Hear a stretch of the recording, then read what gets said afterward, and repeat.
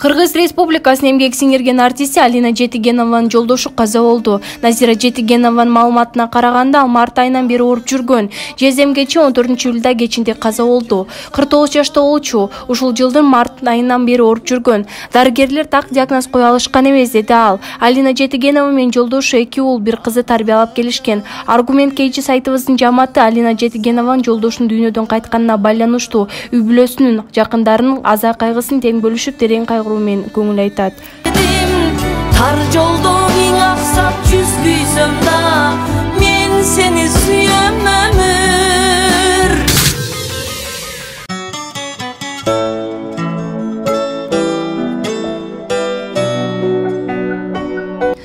Ырчынеля Нуркулова өмүр тууралуу өзүнүн ой толгоосун социалдык баракчасына бөлүштү.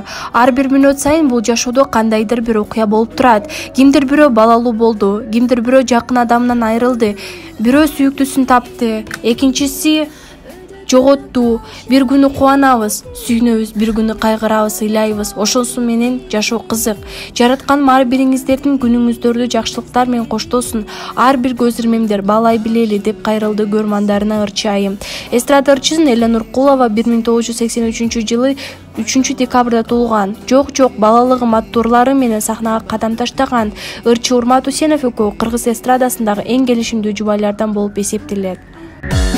Жашоо чиркин кантип жайласын, таба албаса канын айласын. Баркы чексиз биздин бактыбыз, аш жердеги